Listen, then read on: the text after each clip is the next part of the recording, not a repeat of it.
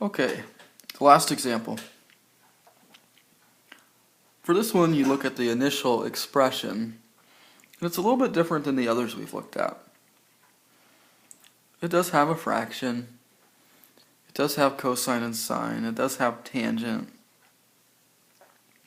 But you'll notice there's no cosine squareds or sine squareds.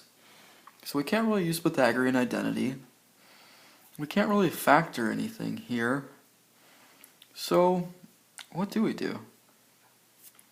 Well, initially, it might be easier just to work with all sines and cosines. So let's just change tangent into terms of sine and cosine. Do you remember what tangent is in terms of sine and cosine? Hopefully you said sine x over cosine x. So, first step, we'll just rewrite this, and sine x over cosine x. Alright. That didn't seem to help too much, did it? Well, maybe you're thinking, maybe we could do that trick with the fraction where he breaks the fraction up.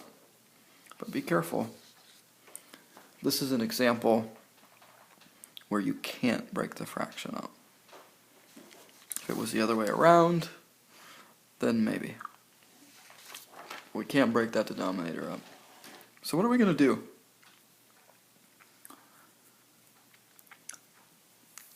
It may seem counterintuitive at this point, but sometimes getting a common denominator and combining the two fractions is helpful.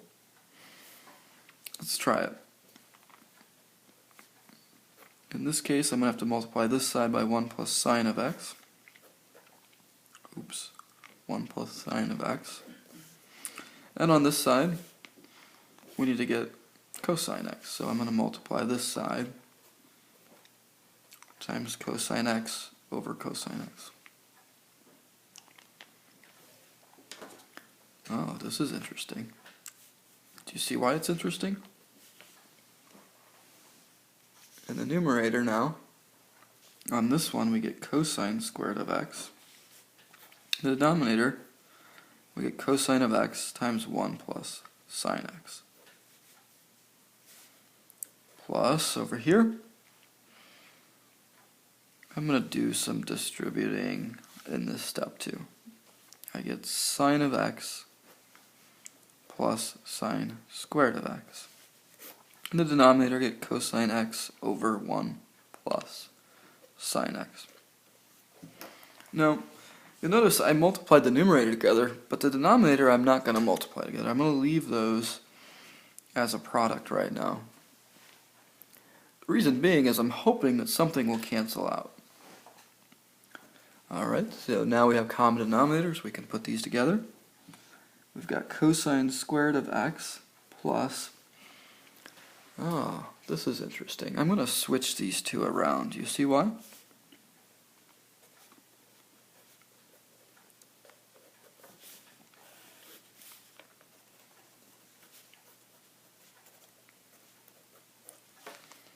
Notice when I switch them around, it's an addition, I can do that. I got cosine squared plus sine squared. Hopefully, you're remembering a Pythagorean identity there. Cosine squared x plus sine squared x is equal to 1. Alright, so now we can take this and we can replace it with 1. 1 plus sine x divided by cosine x times 1 plus sine x. Hey, this is great. Look what happens. This and this cancel. Now, I'm being a little sloppy in my language. They technically divide out. Any number divided by itself is 1. And so that means I get 1 on the numerator and 1 times cosine in the denominator. But that just leaves me with 1 over cosine of x.